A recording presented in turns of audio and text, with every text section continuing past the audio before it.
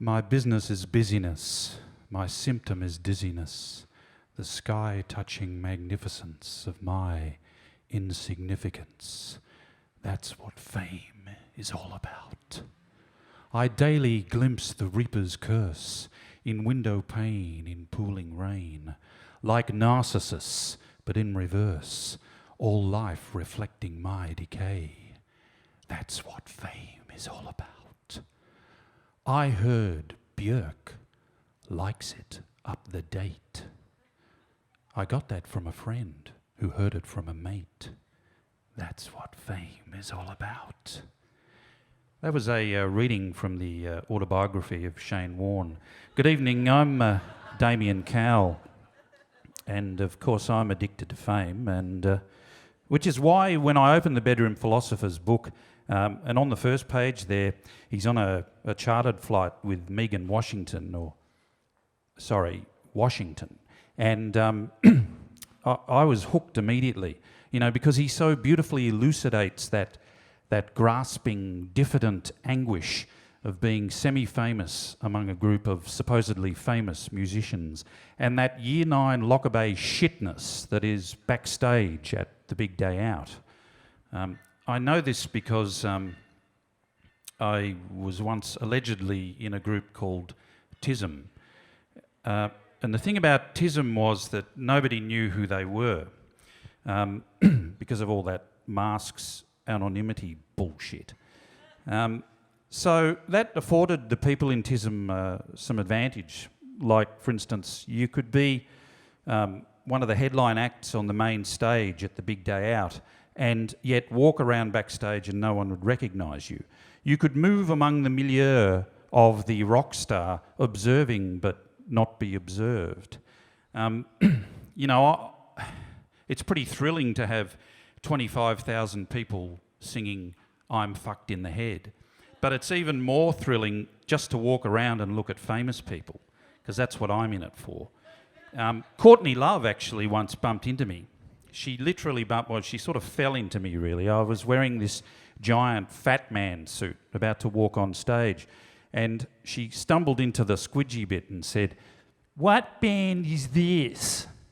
And I was sort of at that stage grasping for a suitably Wildian riposte when Al Jorgensen from Ministry grabbed her by the wrist and led her away, presumably, to go out the front and have sex with a security guard in front of the crowd.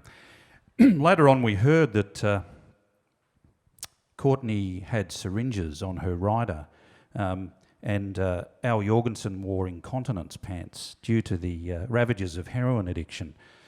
Well, we didn't really hear it. We started that rumour. Actually, Dave Graney wrote about it in his book, kind of in an oblique way, so I reckon I've made it now.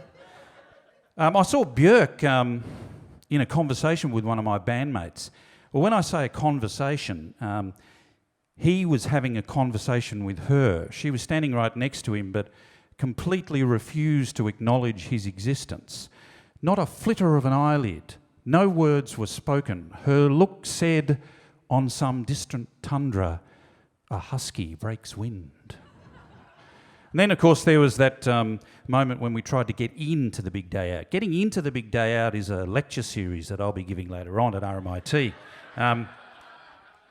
It's usually the same thing. You're in the Tarago, in our case looking like the tour accountants, and you come up to one of the several entrances and you're confronted by a person wearing an official outfit that looks sort of vaguely homeless. And you sort of say to them, here's our papers, and you always get the same response, which is along the lines of, oh, nobody told me that. No, it's not here, mate. No, this is not the right entrance. No, you'll have to go entrance K. That's 2 lefts and 3 rights and another 3 lefts over there. So anyway, you drive for what seems like an hour to entrance K, and it's as if that person at the previous entrance has sprinted all the way to entrance K just so they can deliver you exactly the same speech. So after about 5 of these encounters, we arrive at an entrance where we can see, through past the entrance, a straight road and the back of the main stage and the dressing room area where we are about to be getting changed in about 20 minutes. So in a sort of slightly desperate way, we say to the guy, look, we're in this band. we're on that stage. There's a road there, straight to the dressing room area. We have to go there. Can you please open the gate? And he goes, no, you can't use that road, mate. We find out that that road was the Ramones Road. That's right, the Ramones had their own road, and I kid you not.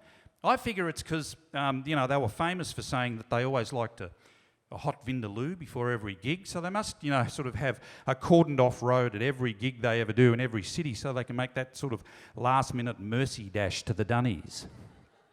Also in the catering area when we were having our lentil tagine, over the other side of the catering area there was Dolores O'Riordan from the Cranberries. And sitting at our table was a journalist who obviously thought we were the tour accountants. And he said to us, I'd really like to interview Dolores O'Riordan. I reckon I'm just going to go over and see if I can organise an interview. So he heads over, 50 metres over there or whatever. And on the way he's intercepted by Dolores's tour manager, who says that, he'll have to talk to her manager. Our journalist says, oh, okay, so where can I find him? In Ireland. So the journalist comes back to our table, rings long distance to Ireland and gets an answer machine.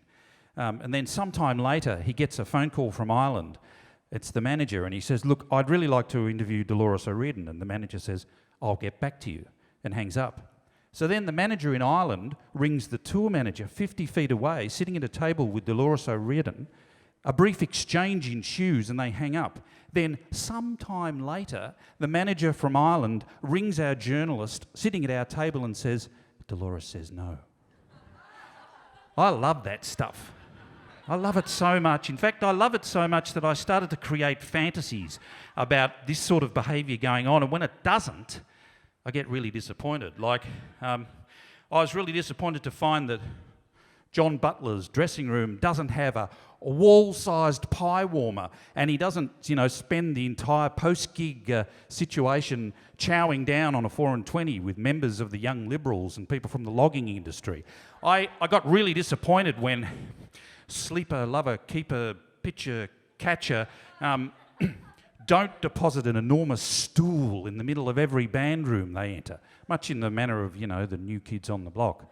Because that's what fame is all about. Of course, fame, at some point, inevitably, will drop you like a 1970s Chilean dissident out of a helicopter into the Pacific. Even if you're Birds of Tokyo, one day you will drop your version of the Iliad with the bong you bought in Islamabad. In a box in the garage with all your other fads, you'll shave off your hobo beards and become your dads. But before that happens to the bedroom philosopher, please, I implore you, buy his book. If you buy his book, well, not only because it's good, but it'll make him more famous. And that means that next time he's on a chartered plane, Megan Washington will suck up to him, and I'll get to read the next instalment. But anyway, I've crapped on a bit too long, so I'll get out of your hair. Just one final musing on the subject of fame from the famous American author Henry James, who said, "The shallow and fickle mob raise their heroes to the pinnacle of approval today, then dash them into oblivion tomorrow." Or, in the words of Sam, the deposed ex-Wiggle, get fucked. Thanks, folks. See you around.